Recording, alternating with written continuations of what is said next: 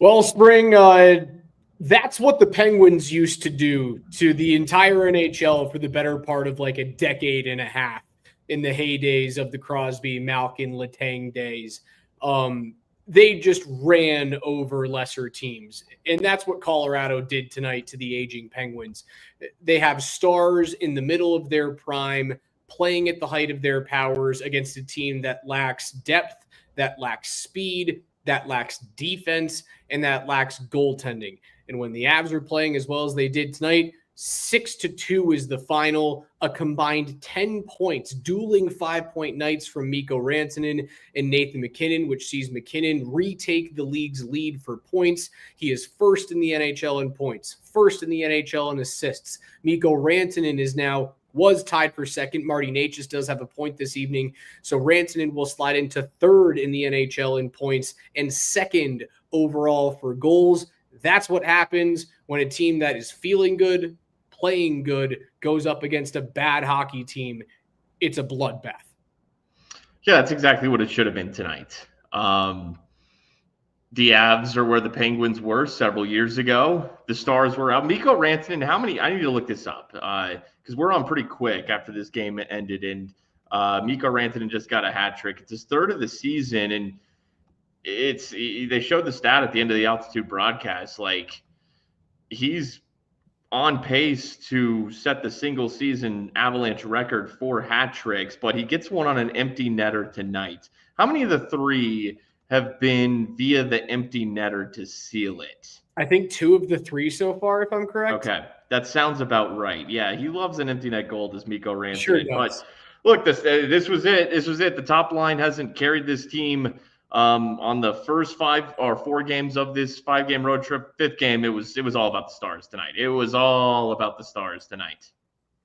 All about the Stars, but one guy, before I forget about him for this evening, Spring, he played really well. He didn't have to play great, but Scott Wedgwood shows up on a day where you have Trent Miner acting as your backup because Mackenzie Blackwood, and we will get into that. That will be the vast majority of this show, is reacting to the Alexander Georgiev and Mackenzie Blackwood trade that Spring has been pining for the better part of like 2 years, to his credit.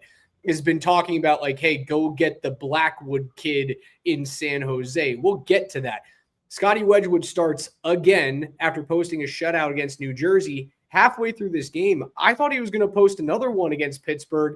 He looked rock solid. He ends up turning away 25 shots out of the 27 that are thrown at him, posts a .926 save percentage.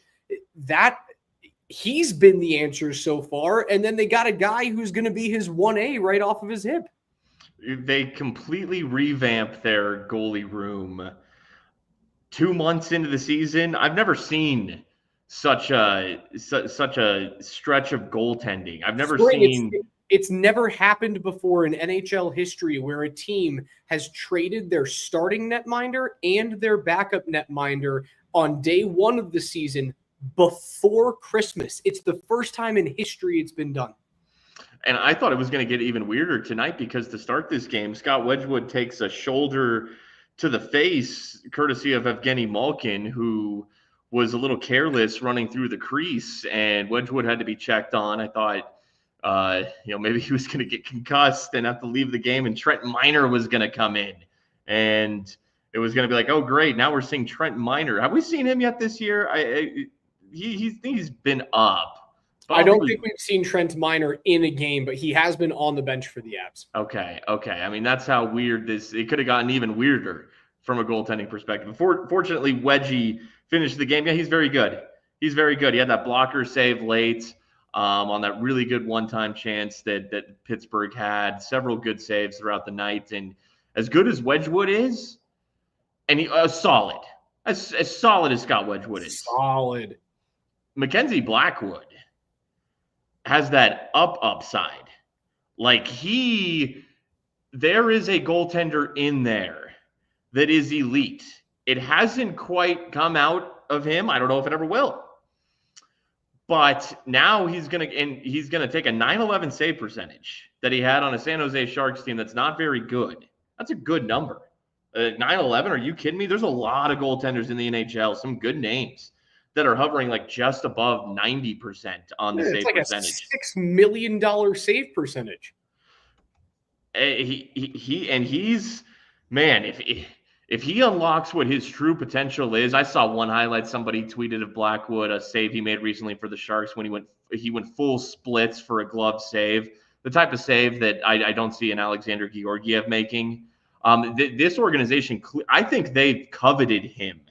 The fact that they didn't waste any time, that Georgiev has his best start of the season, and they still say, I think they've had their eye on Blackwood for a little bit. He might be the guy who has really been on their radar, also knowing that he's cheap. One downside is it's just 1 year left on the deal. I love more team control. Oh, dude, I think they're going to extend him before the end of the year. I'm almost positive McFarland's got to be working that angle right now.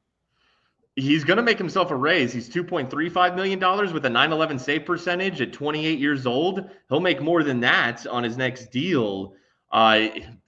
Dude, I'd do it soon, actually. I mean, you just gave up Kovalenko for him, he's a solid little piece.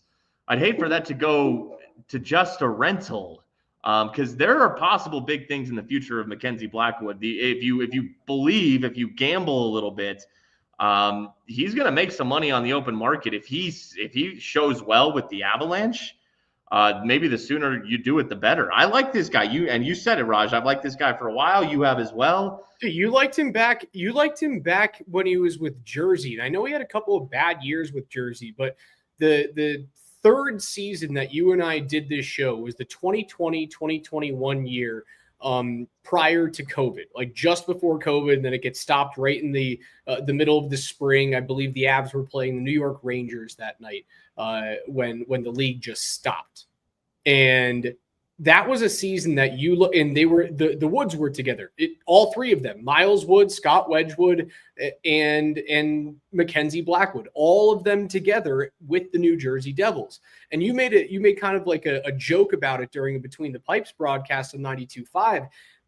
And after the joke, you kind of looked into it and you went, whoa, those two dudes are pretty darn good. If they figure it out, this New Jersey team is starting to build themselves like the Avs are. And then a couple of bad years because of injuries, New Jersey lets Mackenzie Blackwood walk, and they let Scott Wedgwood walk, both of them into free agency. Blackwood ends up going to San Jose, to a bad team, putting up decent numbers. And now, as you said, as 28-year-old pending unrestricted free agent, he's poised to make a big payday. Did you read Jesse Granger's piece on The Athletic? I did not. Okay, Jesse's piece on The Athletic delves into Corey Schneider and Corey Schneider's time with the Devils and the Binghamton, or not the Binghamton Senators, is it the Albany River Rats, who were the Devils affiliate in the AHL, whatever the Devils affiliate in the AHL. Sure. And Corey Schneider goes, Mackenzie Blackwood has the most untapped potential out of any unspoken for goaltender in the entire league. And Corey Schneider, while he did fall off the face of the planet, for a few years was an elite goaltender in this league. And he goes, Mackenzie Blackwood did stuff that I could never dream of doing. And he just hasn't put it together yet. And he also hasn't had the opportunity to play for a really good team. This is his first chance.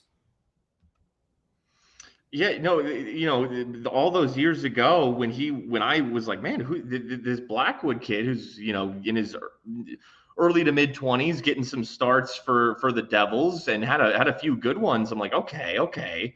Second round pick. I like this kid. This is around the time that like Carter Hart is coming up. There was about that crop of young goaltending, and Blackwood was, firmly in the middle of that. I'm sure New Jersey wanted it to work out. It just never did. He goes to San Jose last season, Raj. I mean, I remember this well. I remember this start very well. It's the second game of the season last year. Let me double check second game of the season. It was second or third? It was certainly early. Early in the season in San Jose. This game goes to a shootout, tied at 1 in San Jose. Remember, this is a San Jose team last year that got up to just that god-awful start, okay?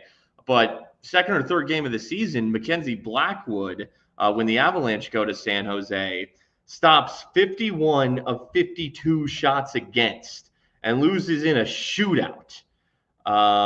Mikko Rantanen scored the shootout goal. Mikko had some mitts on him tonight. And that start, even in and of itself right there, showed me, okay, he has an opportunity in San Jose to kind of build himself back up. The talent and the potential is still clearly there. And to throw a 911 save percentage out this year, and it's overlooked because it's in San Jose.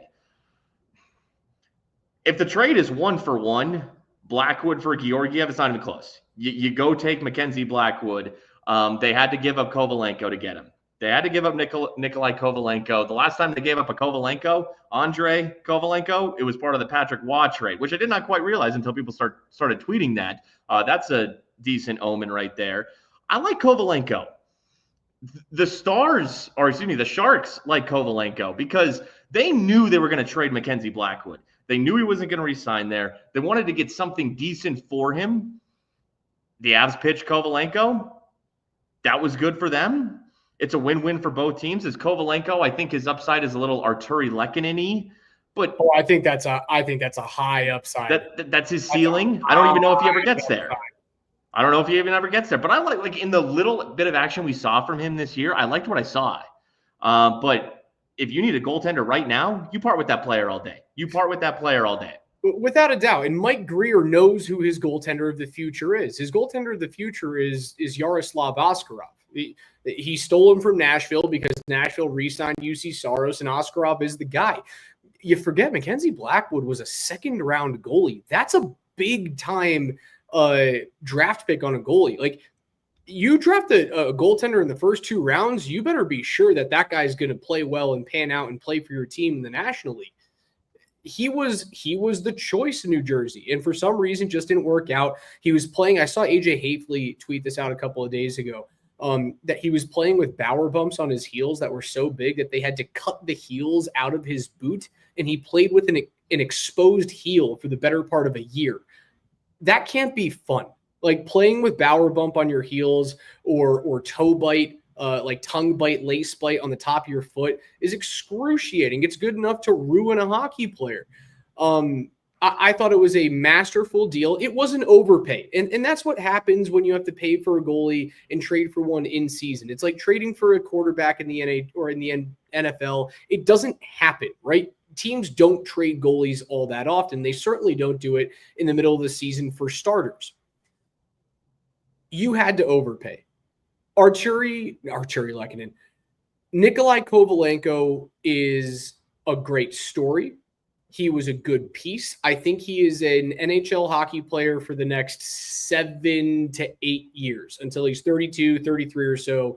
And then I think he goes back to Russia and plays a few years out there in those leagues, and he'll be fine.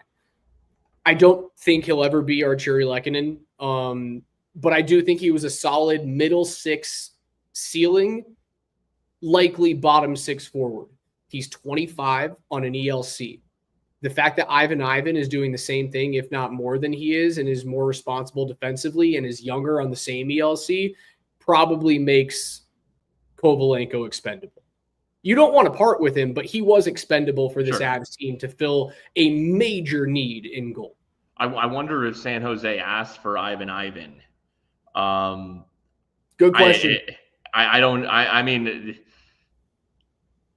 maybe they were content with both, and they said, okay, Colorado, you choose. Which one is it going to be? Is it going to be Ivan, or is it going to be Nikolai Kovalenko? And yeah, you'd rather keep Ivan because he's 22 years old as opposed to the 25 for Kovalenko, and Ivan can play a little center. He can play the middle of the ice too. Either way, I'm sure it was difficult to part with Kovalenko. I'm sure that there was a sigh of like, we see potential there, but we got to do what we got to do. I'm sure it was not like, easy. No, absolutely not. There's no way it was that. There's no way they were like, oh man, we really snuck Kovalenko past them. Like, he's not. No, that was probably tough for them to part with him. But when you're talking about a goaltender with the upside like Blackwood and the glaring need, you do it. You have to do it. The second round draft pick, I think, is when you talk about the overpay for the deal, the second round draft pick is probably my overpay, considering you swap 5th round draft picks, and the Avs 5th round draft pick does have a condition on it.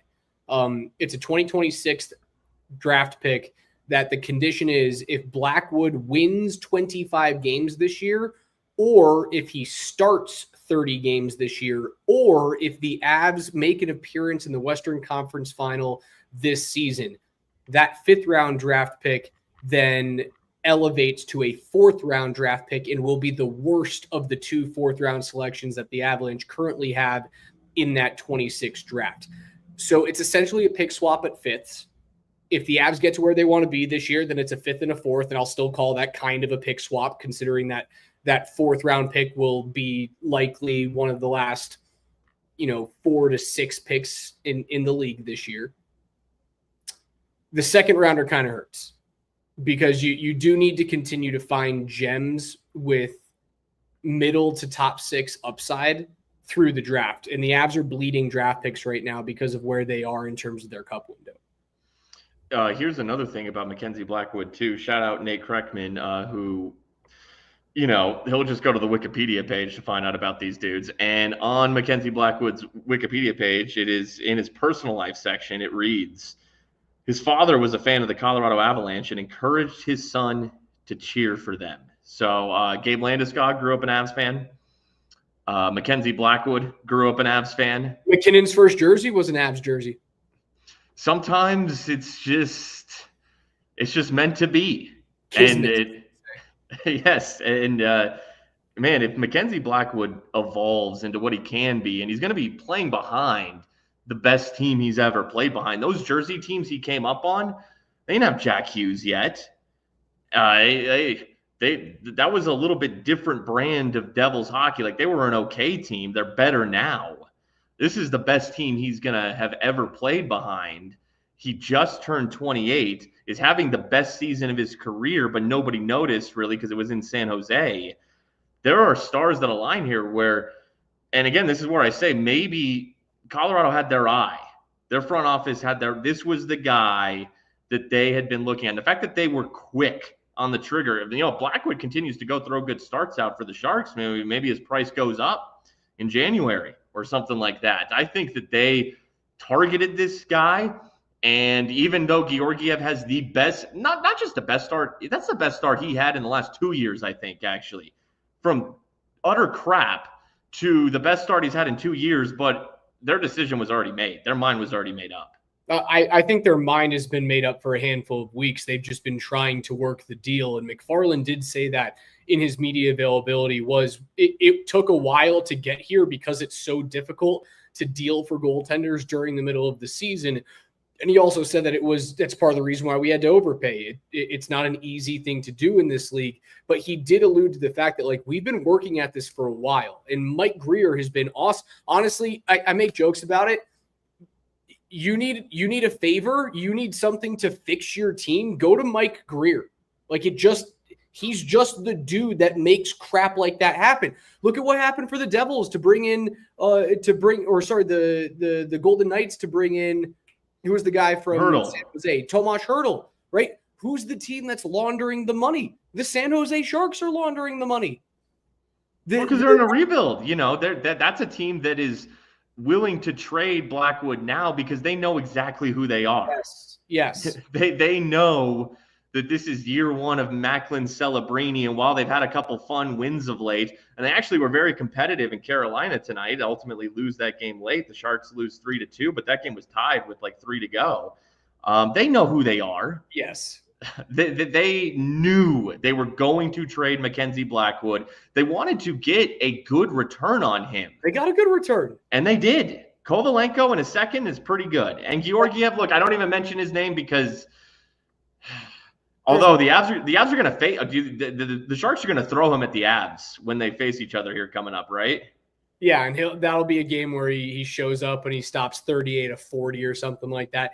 It goes one of two ways for Georgie. There's no way it's a middle of the road game for Georgiev when he sees the Avs next. It's either going to be the Avs put 4 on him in the first period, or he stops 38 of 40 and the Avs are sweating out an overtime game against San Jose. There's not going to be this 4-3 hockey game where he stops 27 of 30. That ain't going to be it. And that game will be 1 week from Thursday night in San Jose. I fully expect Alexander Georgiev to start that game. 100%. And you Now, throw I guess, Blackwood out there, and so can't wait to watch that one. who makes more money next offseason? If both goalies get to free agent, who makes the bigger deal? Well, Blackwood will now play for the better team. Georgiev had the luxury of that and did not do much with the opportunity. So Blackwood is in a better position to get wins right now. I think he's the better goaltender. It's funny because Georgiev was a good prospect too. And then Shesterkin came along and kind of bucked him out of the way. But Blackwood, I think, was even just a tick better of a prospect. A 9/11 save percentage this season is no joke. I mean, that's absolutely no joke. I need to pull up the leaders because he's got to be up there, man. There are some good goaltenders in the NHL who I look at their save percentages and I'm thinking, that's okay. That's okay. Let's go look at these things. I mean, his goals saved above expected is top 15 in the league right now, and his goals expected 12th? goals. Sorry, he's 12th in save 12th percentage. in save, tied with Sorokin. That's just behind Jake Ottinger, who's at 91-2. The fact that the biggest mind blower for me was he has the 5th most expected goals against in the NHL thus far. And he is top 15 in expected goals saved above average. So he is getting peppered more than like 95% of the league's goaltenders, but he is doing better and saving more than like 85% of those goalies in the league who have started 15 games or more. It's just a case of like, get me the fuck out of this place. Like, get me on a decent team and I'll show you what I can do. And again, I think that's the reason why, like, if I'm Chris McFarland, I am breaking that agent's door down and going, here's a 3-year deal worth $4 million on an average annual basis. Sign it right now. Yeah, I mean, you look at some of his starts this year. He started on Saturday. That was his last start for the Sharks in Florida, the reigning champs. He allows 3 goals on 54 shots against. He saves 51 shots. That's 94.4 on the save percentage. Because San Jose has a terrible defense. He's seeing 54 shots, 36 of 38 in late November in Seattle. He got a win. He had a 44-save shutout early in the season in New Jersey. I've noticed he plays well against his former Devils. And the Avs will see the Devils in Ball Arena later this year after just beating them in New Jersey. Kid's good. And he's not really a kid anymore. His birthday was yesterday. Turned 28. Like this is about the time where if he's coming into his own, 28, that's your prime, and he gets a gift. Now he's on the Avs. He's on a cup contender. How much bigger did they get in goal too? Like Blackwood's a big dude, and part of that article again, the Granger article on the Athletic, Corey Schneider goes, they had to tell him to stop putting weight on in junior hockey because they were nervous that some football team was going to come grab him and convert him into a tight end. Because he was in junior, he was 6'4" and like 235 pounds of pure muscle. And the hockey coaches had to be like, dude, cool it, slim down just a little bit. We can't have you leaving here. You're pulling too much weight. You actually might injure yourself at this point. He's massive. Mackenzie Blackwood is a massive goaltender and moves like the wind. He has his ceiling without a doubt for me. I think his ceiling is top 10 in this league.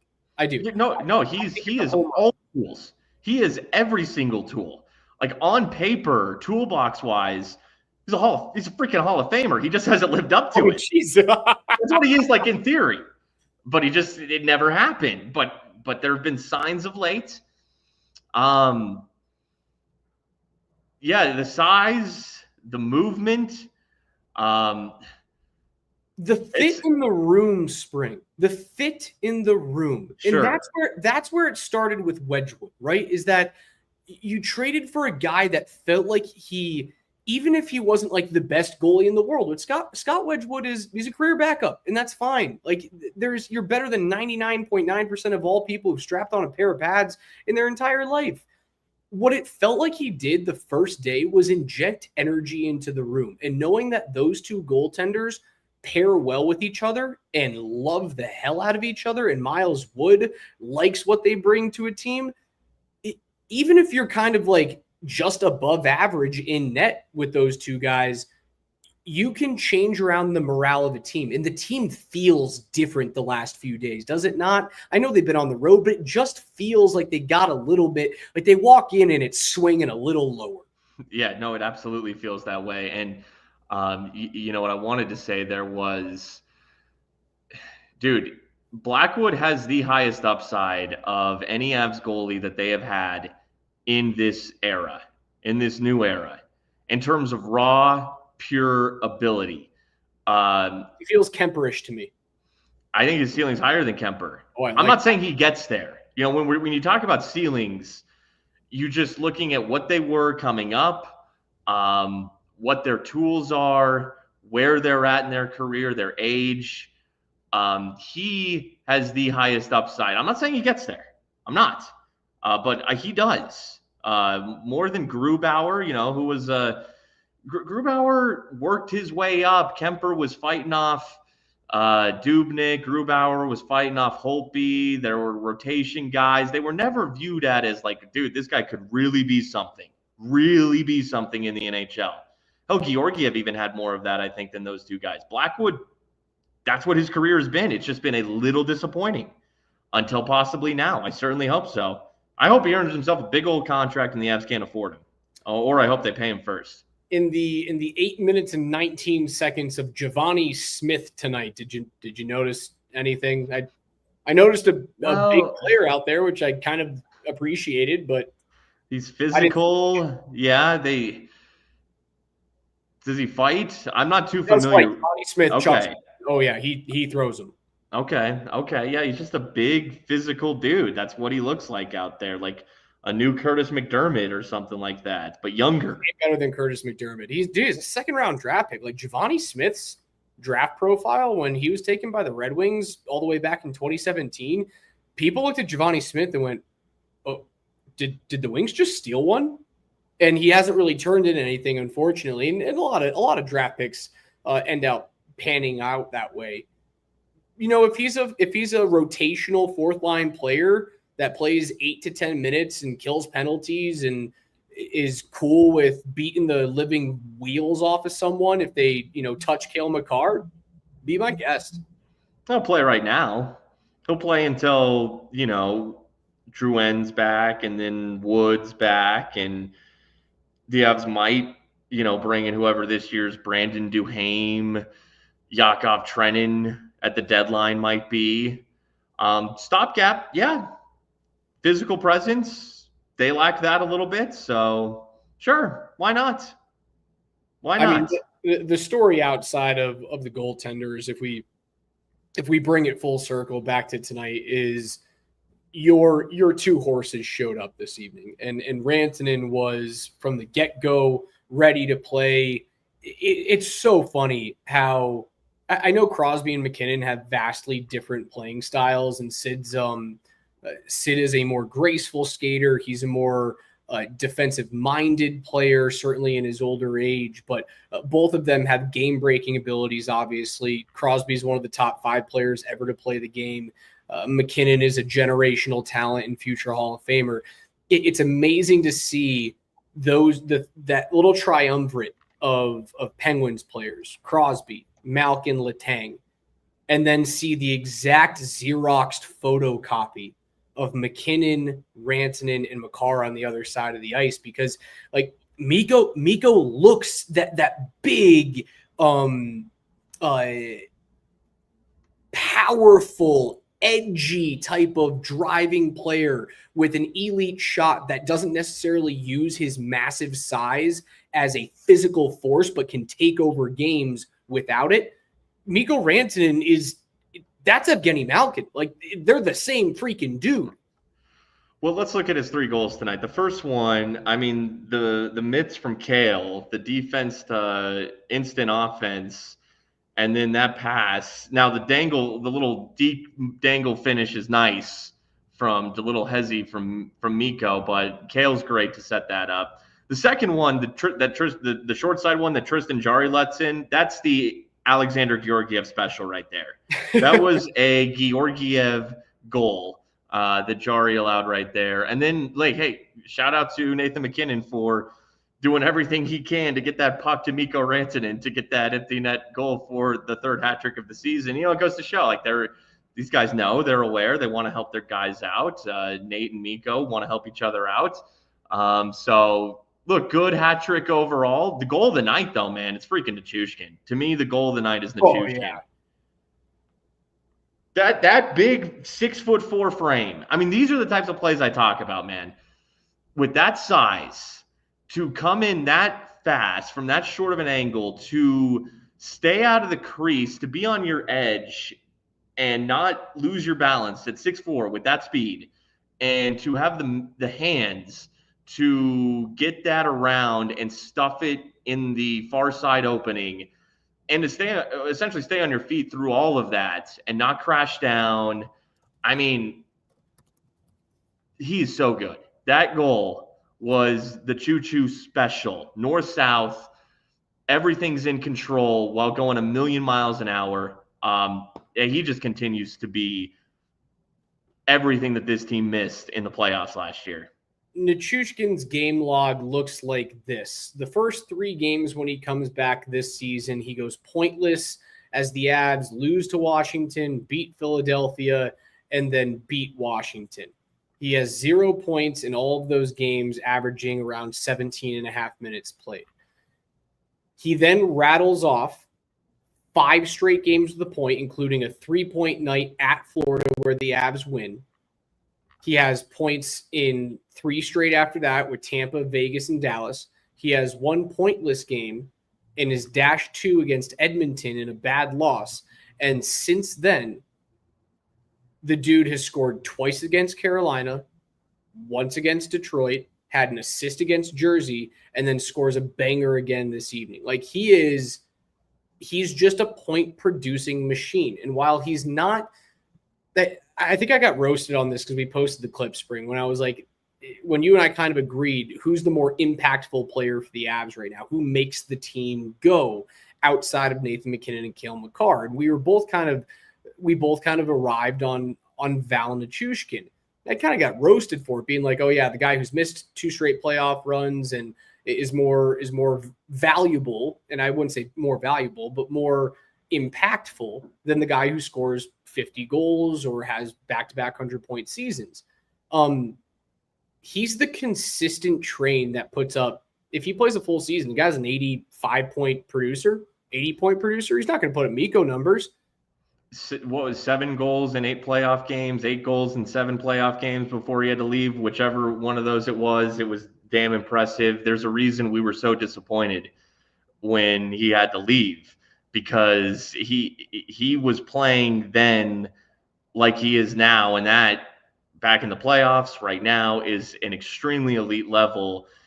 It's clear that the first handful of games of the season for him, and I noticed it because there's a clear difference between how he looks first few games to right now. That was his training camp. That was his preseason. Oh, yeah. It really was. And now he's in regular season rhythm. And, everyone, they're going to look at MacKinnon. They're going to look at Rantanen as the 2-headed monster, and as they should. But it's also Valeri Nichushkin just right there at number 3. Obviously, I mean, Arturi Lehkonen has picked it up a ton, too, in the past few games. Lecky looks like he's in a rhythm. He misses the start of the season with the shoulder surgery. He looks like he's going right now. Middlestad's getting closer. Ross Colton already looks like he, for the most part, hasn't missed a beat. So the top-level talent right now is just insane on this team. Yeah, they've been playing very, very well. Again, I still think that having the confidence of knowing that, like, you're not going to turn around and the score's 2-0 4 minutes in, or having the confidence to know that even if you go score, there's not going to be some weird fluky goal that gets in on the short side, or at least most of the time it's not going to go in. I'm sure there's going to be bad goals that both of those goaltenders let pass them within the next 2 or 3 games. There's going to be a bad goal which you go like, what the hell was going on there? It just matters that it's not happening seemingly every single time. And now the team can play free in front of them. I still think Sam Girard has had a few of his best games in a string. I honestly think that this is like the best start to Sam Girard has had for a season. He's been delightful. It's odd. Like he's gotten better since Manson went out of the lineup. It's kind of nuts. Well, and his best play, I mean, the stamp on Gerard's season was that overtime winner against Nashville, and that's the cover of the book of the Sam Gerard season, because then you open that book and there are several good plays offensively, defensively. He's playing at a great level right now. Taves is banged up. You know what I was thinking about Taves recently is he's not jumping up in the play as much as I've seen him do in years past. Kind of activating as a pseudo forward from time to time, but he remains solid at the blue line. He's just not jumping up in the play as much as I've seen him do in years past. Hey, look, Keaton Middleton, that's a big freaking body that they've I've added. enjoyed watching him play the past few nights. He's a good, big depth defenseman. Fits right in with DeHaan and Shillington have been better. There's some depth defensively now for Colorado. I'm looking at the expected goals for Avalanche skaters at 5-on-5. So in all situations, Rantanen soars far ahead of everyone else on the ice at 1.58 this evening. The next closest player on the ice is Sidney Crosby with the Penguins at 0.49. But if you remove the all situations tab and just go to 5-on-5, the best player on the ice this evening for both teams was the guy that we just talked about in Valeri Nichushkin. Like, he's just a 5-on-5 puck possession freaking monster. And it allows you to try these new D pairings. It allows you to bring Sam Olinsky on at the pace that you want him to bring him. It allows you to utilize Keaton Middleton and see, like, hey, can we play with a little bit of beef, a little bit of slow boots on the back end, but some presence? Can we still be the same puck moving, pace forward team while adding some size that doesn't necessarily fit our model? That's what you need. You need to figure out that during the first half of the season, so that when the calendar turns to 2025 and you start pushing towards that March, April, May peak, you already have the answers to those questions. So I'm happy that they're experimenting with that right now. Yeah, no, the two-way ability of Nichushkin, he'll help your defense out. I got a Roomba talking right now. I got a Roomba talking to me right now. So I'm very clearly not at my place tonight. I'm in an echoey apartment here tonight with a Roomba next to me. I was wondering what that was. I thought it was a Ring doorbell. There's technology, the future, man. The future weirds me out. I don't like it. All right, Spring. Let's take a peek around the rest of the NHL tonight. Bunch of games, 11 games, in fact, as the Avs beat the Penguins 6-2. A wonderful 5-game road trip where they get an 8 of a possible 10 points. And honestly, if a couple of bounces had gone their way against Carolina, you might have been able to snuck one out against the Canes as well. But if you tell me that they win 4 out of 5, I sign that check before they get on the plane, without a doubt. They will return home on Thursday night against the Utah Hockey Club for a 2-game set in division against Utah and Nashville. They'll have a 3-game road trip in the Pacific Northwest, starting with Vancouver. Then they'll head down into San Jose and then move their way to the Anaheim Ducks on Friday, December 20th at 8 p.m. Those are all super late West Coast games. But they'll be at home again Thursday and Saturday for divisional matchups. NHL scores throughout the evening tonight. The Kings get a 3-1 victory over the Islanders. Feels like every single time that the Kings get a win, Kevin Fiala and Adrian Kempe are somewhere on the score sheet. Kempe's already got 14 goals this year, dude. Look, he's a good young player, or coming into his own, actually, more of a veteran now. Yeah, that's classic New York Islanders hockey right there. That's got to be frustrating on your home ice, and the Kings will do that to you, but just a whole lot of nothing going for Patrick Waugh's team. And that mid-veteran team, they got mucked up tonight by the Kings. That was probably a brutal game to watch. Just a death on the ice game. Another multi-point effort from Matvey Michkov gets the Flyers their 13th win of the season. They improved to 13-12-4. They're 7 points behind the Hurricanes in the Metro. It seems as though the beasts of the Metro right now are New Jersey and Carolina. Wonder whether or not Washington is actually real or if they're just super hot right now, but they've got 40 points in 27 games.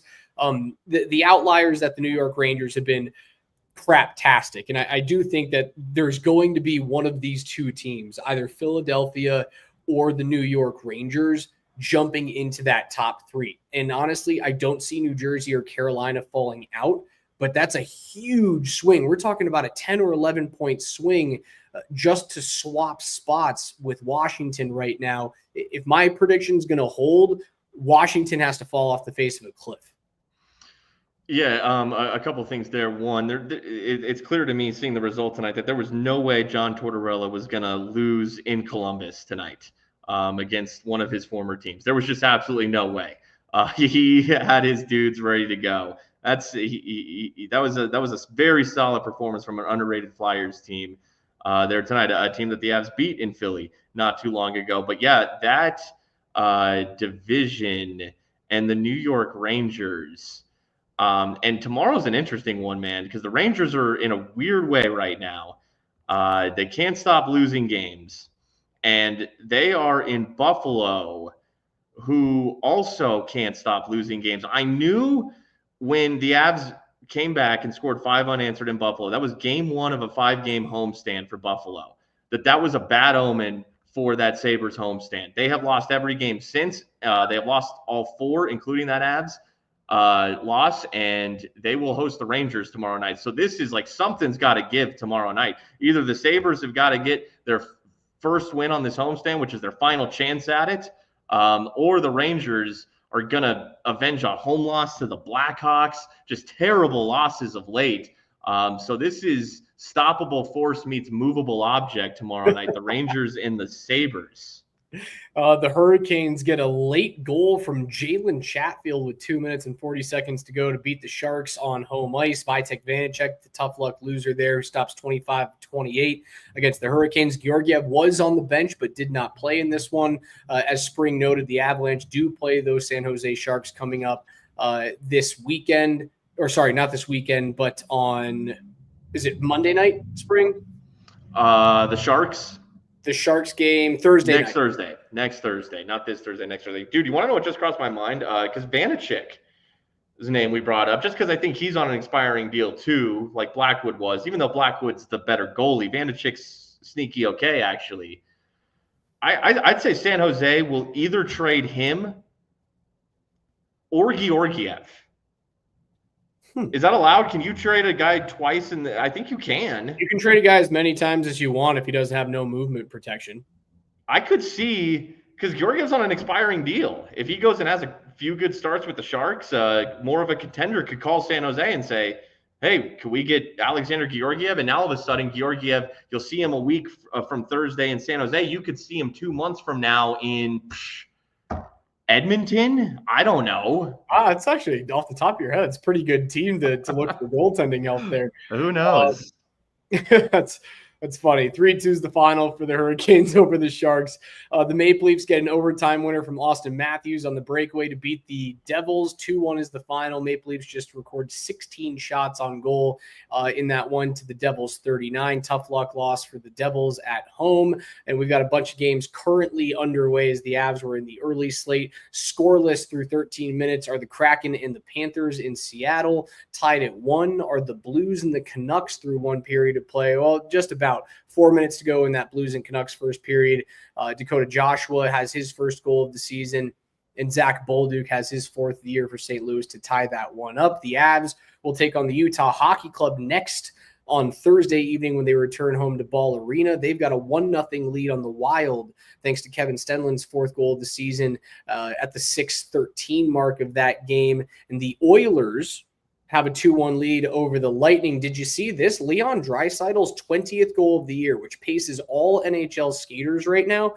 It was an own goal that he scored. He was on a breakaway. Vasilevsky stops him, and then Victor Hedman punches one through Vazzy's 5. I hate to see that. I hate to see that happen to the Tampa Bay Lightning right there. Yeah, Utah, who the Avs play next, have won 3 out of 4. That started with a 6-0 win in Vegas. 6-0. Lose at home 2-1 to the Stars, but then at Buffalo, part of that dreadful homestand for Buffalo, 5-2. In Philly, solid win, 4-2. But look, man, Utah is a solid team, but this schedule coming up, these 2 at home for the Avs, that's 4 points. That's 4 points and a 5-game winning streak staring you right in the face. They can easily go get there. I mean, Nashville's been a huge disappointment. Utah is okay, but it's a ball arena. 4 points. Yeah, and the reason why you've lost against Nashville is because, or it also hasn't been easy against Nashville, is because you've had horrible goaltending against the Predators. That's not a good hockey team right now.